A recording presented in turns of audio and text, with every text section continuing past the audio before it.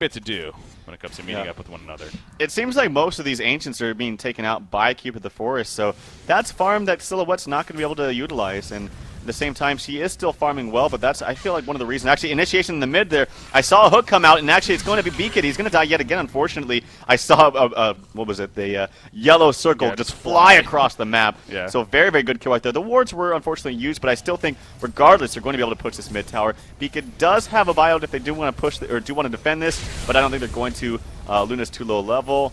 Keeper of the Forest, I mean, they could have, but Silhouette's already the bottom or top lane, pushing that, pressuring that. So good kill, good kill on the tower as well. They're actually leading now, and as far as gold goes, 2,000 gold, small deficit in experience, but really it's quite even right now at this point. Well, it's rinse and repeat. They killed Succubus, they got a tower kill at the bottom. They killed Succubus, they get a tower kill in the middle lane. Right. So it seems to be the formula here for Trademark eSports. You kill Beacon on Succubus, and good things happen for you. So that's, you know, going to try to keep that in mind, I guess. We're now 28 minutes into the game here. Draconis, he's on his way now to that next item, and, you know, whether it's the Geometer's Bin and Savage Mace, we'll see for sure, but either one of those items, of course, going to enhance his damage that much more, and that's where it's really at the point of anything from there on out. It's just really a luxury. Hell, even now you could say it's just luxury. Having the Shrunken Head Nullstone makes him so powerful in its own right just naturally. But Warby's just purchased something. Did I see a puzzle box, I want to say? No, Soul's Bulwark. Okay, so thought I might have saw puzzle boxes in the corner of my eye, but no, it was a Soul's Bulwark instead, but obviously still a very powerful pickup for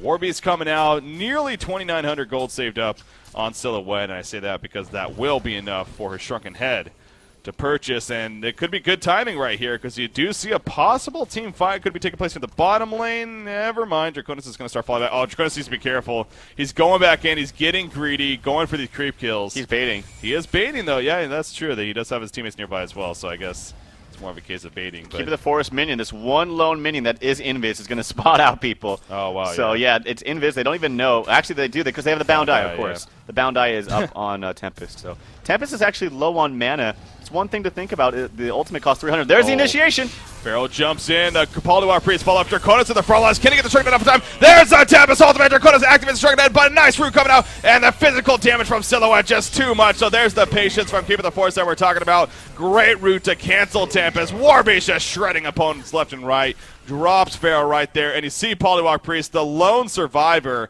is just running towards Complexity's base, actually. He does have a portal key coming off in 5 seconds, hoping to get away. He's going to Hex Succubus right there, and he'll portal key shortly after. Nope, going to kind of hide a little bit. Oh, wow, he's going for the juke spot here. And he may actually kill a Luna, actually. A Luna's now in a lot of trouble if he goes for a counter kill. You see Luna using the Trizo himself. There's a double damager against the kill. Succubus hold is going to be used a Hardic. I don't think it's going to be enough for the kill on the Polywalk Priest, actually. Oh, this is just, we need some Benny Hill theme song right now going on. And there we go, finally, Polywalk Priest will go down. While that was happening, Hackstron says, screw you guys, I'm going to kill Tower in the meantime. That he does. Big team fight for Complexity. The physical damage, you nailed it there. The physical damage is too much from Warbeast to Silhouette, who, by the way, now has a Shrunken Head and another 2,300 gold saved up. And the Keeper of the Forest is just too much of a counter to Tempest. And whether Tempest went for Shrunken Head or not, it still would have been stopped. It was a great ultimate, but it just... Keeper of the Forest is a very, very good tool against that Tempest ultimate. There's really nothing you can do. You have to wait until Keeper jumps in first and uses that ultimate. Yeah. So it's just one player countering the other. Who's going to jump first? Who's going to waste their spell first? Kongor, in the meantime, does get slain very, very quickly by Complexity. This game is now easily in their lead. Yeah, it's definitely in their hands. And I think another big thing about last fight, too, was the initiation in general. And that's what Pharaoh is. He's one of those, you love him at times, but you also hate him at times. And I think that was more maybe one of the hating him at times because it was a great initiation jump on Succubus, but in the end, it was in an awkward spot at the same time. It was kind of in the jungle a little bit near the Ancients, and it forced the people that didn't have portal keys on the Legion side to dive past the tower and try to, you know, run themselves in there. And that's what Draconis was exactly trying to do, as well as Tempest even. Draconis especially, and he ended up getting caught out because of that, and he wasn't even able to get out of his Shrunken Head for the longest time. He finally got it off, but the Tempest ultimate then got canceled right after, and Silhouette just destroyed him with that physical damage as we kept going back to. So I really think, too, you know, when it came to that initiation, it ultimately wasn't the greatest in the end for Trademark eSports. So quick kill again on the Succubus. This time the formula didn't work, though. as the rest of the team was there. So now Silhouette has that token alive. She just bought some. Oh, she has a level 1 shield breaker here. I think she might have even finished a level 2. So even more physical damage from Demonic Breastplate. So yeah, it's just starting to stack up here now all around for Complexity. Not to say it's over. I mean, you look at the gold leads and experience lead, it's not overwhelming by any means. We're 32.5 minutes in. It's a 5,000 gold lead, a 7,500 experience lead. Sure, a lead, but it's not like a point of, no return by any means. So Trademark eSports definitely still in it. It's going to be difficult. I mean, they have 2 people on their team that can really, really carry this game with physical damage, being that Warbeast and the Silhouette. And I'm honestly more scared of the Warbeast. He has got so much armor with the Demonic Breastplate.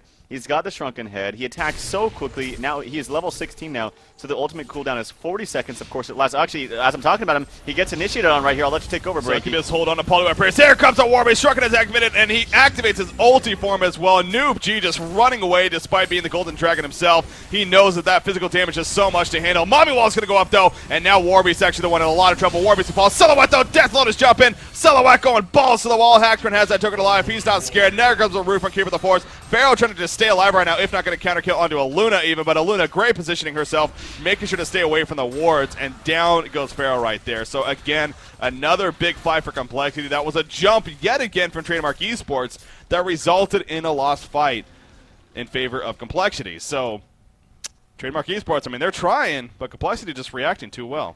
I mean, they jumped the Warbeast, but weren't able to really get him down before he cast all his spells. He still got his ulti off. He still got his Shrunken Head, and he did a crap load of damage. I think he 3-shot his brother Limp there. Yeah. And Limp's got to be going over on his computer and just socking him in the shoulder or something, because I think he 3-shot him. Yeah. It did so much damage to him. But yeah, the fact that you're jumping a hero, but that hero that you jumped is able to turn around and do that much damage, that is not how you have to coordinate these initiations. It's just not working out at all. And the Shrunken Head pickup on Polywog, that's cool and all, but the physical damage from Warbeast and Silhouette, it doesn't matter. They don't care about that. They're gonna do so much damage to you regardless. So Void Talismans need to be the name of the game. Yeah. Tempest actually does have a Shrunken Head. It was on cooldown use last fight, so I didn't even see that. So maybe he is going to go the route of just waiting for that ultimate to be used by Keeper. But still, if Beacon has a good heads-up play, which I'm sure he does, he can still cancel that ultimate with his ultimate. So it's going to be mind games here in this next coming fight. But regardless, Complexity's in a very, very good spot. Yeah, they really are. And it is starting to add up now for Trademark eSports. They still have the Dragon, and having the Dragon is always a good thing, and that is continuing to have a good game. It is slowing. I say slowing down. He's farming 444 gold per minute. So definitely great. Silhouette, though, is at 525 GPM, so definitely still winning that race there when it comes down to it. And I think another thing, on top of the physical damage, I mean, that W that's being spammed, the battle cry from Warbeast, is not only obviously helping himself, but Silhouette as well. It's just really just enhancing that physical damage output that much more. Now, they're going to try to catch somebody right here. Silhouette will actually portal key in. Tempest taking a lot of damage, but they're going to maybe turn this around. Silhouette takes a Hex. There comes Succubus to mesmerize on a Polywog Priest, and the Hellborn team is ready to make something happen. You see Silhouette can go balls to the wall, activates the Shrunken Head. Limp just drops in a matter of seconds once again. Pharaoh and Tempest going to go. Tempest ultimate, but the Root counters it immediately. Pharaoh's going to fall as well. You see Noob G off to the side. GG well plays are being called, and that'll do it for game number 2. As Complexity will win yet again, so that will put them up 2-0 here in this best out of 5 series. So we kept stressing it. In the end, we saw it once again. The physical damage output just way too much, especially from Warbeast and Silhouette, for Trademark eSports to handle. Definitely, and I think Complexity was really doing their homework and watching the cast yesterday of TT Esports versus TDM, because maybe what they picked up from that game was that Keeper of the Forest is an amazing counter to Tempest. Of course, unfortunately, in that 95-minute game or whatever it was, TDM did winning that with the Tempest, but we saw Riser playing that Keeper of the Forest yesterday was doing such a great job, and it was so hard to get a Tempest ultimate off properly. It was just almost impossible. And right there, the same story. Minus could not get a Tempest ultimate. I mean, he tried. He had some great ultimates, but there's nothing you can do against a Portal Key Keeper of the Forest with that ultimate ready to counter yours. So. Yeah, it's very, very difficult, of course. So that was just, again, great play all around for Complexity. Trademark eSports, they did have their chances there of trying to make something happen when it came to winning that game even. As I said, the stats were never really overwhelming for Complexity. It was always a very close game for most of that until really the very end there. The last fight happened where they jumped to Warbeast, and that just didn't work out for them. So, of course, Complexity, they came through, and they are now up 2-0. So that's what we're looking at right now. So we'll see. Of course, it is a best out of 5, though. And actually, one more thing, just because I'm in a good mood today with it being the grand finals and all. I feel like doing a giveaway. I feel like giving away some more gold coins. So as we've done in the past, I'm going to make it pretty simple once again. If you want to go ahead and tweet myself at BreakyCPK, who you think is going to win the series and what the final series score will be. So it's already 2-0 complexity. Will it be 3-0? Will it be 3-1? Will it be 3-2? So who do you think is going to win, and what will the final series score be? Go ahead and let me know, and we'll randomly select at the end of the cast today a winner for that, and who's going to take home they have to follow you as well? gold coins. But you have to be following me as well. There is that catch right there. So go ahead and follow myself, and then go ahead and tweet myself at BreakyCPK. And have a chance to win some 500 gold goblin coins. Because why the hell not? So why the hell not? That is going to do it, though, for game number 2. So sit tight, guys. We'll be right back, of course. Game number 3 is just around the corner. Complexity versus Trademark eSports. We'll be right back.